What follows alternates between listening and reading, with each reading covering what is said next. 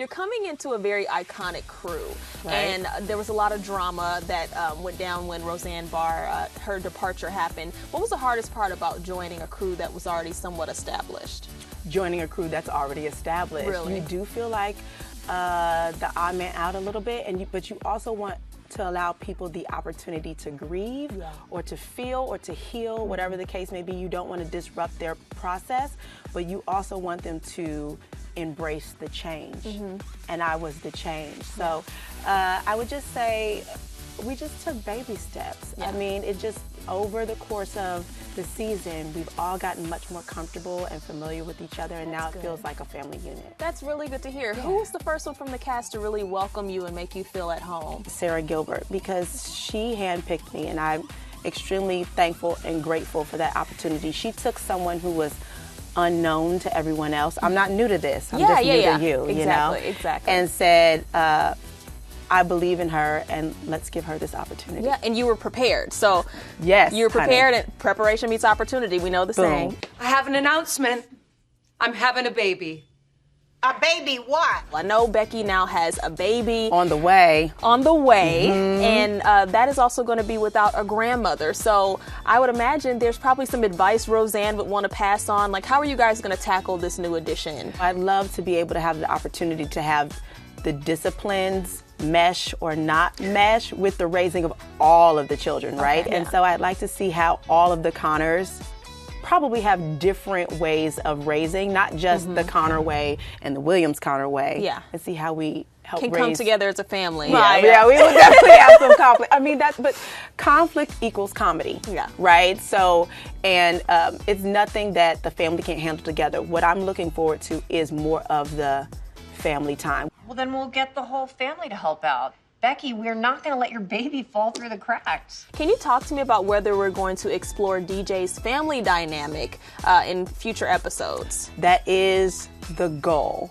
Right now, because there was a little bit of history and backstory of Gina in the past, even though I'm new to you, the character has been around for decades. Okay. So what we're looking forward to is more DJ and Gina family time soon. Okay, so obviously we know this is a mixed family dynamic. Are we going to explore that specific topic when it comes to DJ's family? Well, that's the goal. I mean, I'm not a writer. I'm not one of the writers on the show. We don't have all of our scripts yet. Yeah. So there is still time. Tonight is Mary's Skype call with Gina. It's on Afghanistan time, so it's 2 a.m. here.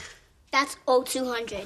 And being an active duty soldier, it just makes me think, are we going to have you be deployed at any point? Is that likely? Or are we putting this out into the universe? No, we're not putting it out, but I mean, if you're active duty, just raises questions. You know, interestingly enough, she is currently a recruiter on the base, so she's come back from Afghanistan. Okay. What I think I'd like for us to focus on is maybe what it's like for her being active duty but still being with her family. We don't go to church.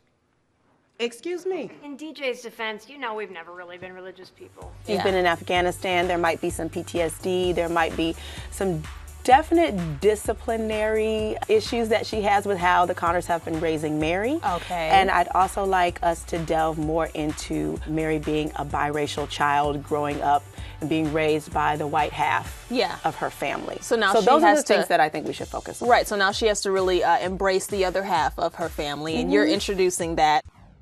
Roseanne OD'd on opioids. Not possible. Talk about the tragic death of Roseanne on the show. How has everyone on set been feeling and grieving since having the loss of her? I know there was this whole debacle with Roseanne the person, but just Roseanne from the show. How is Gina helping everyone cope? Once you lose someone in your family, right? Roseanne the character or Roseanne the person, everybody kind of moves and takes on different roles, right? To kind of fill the void. Yeah. So to speak, you can never completely fill a void, and I find her to be an amazing artist. Like I said, I grew up watching this show, and I actually watched season 10 as well. So I just think everyone's learning how to adjust to their new roles in the family. What's been the reaction people have had to your character? Has it been positive, negative? I think it's funny to people that I am the conservative voice on the show, and I think that it's interesting to people that that I don't have a problem communicating what I want to say, even though I am a Connor by marriage. Does that make sense? Yes, no, I understand. Because sometimes in-laws, they take a step back energetically, and Gina doesn't. Yeah, she comes full force. She comes full force. How long? 2 years. 2 years? That's almost the whole time I was gone.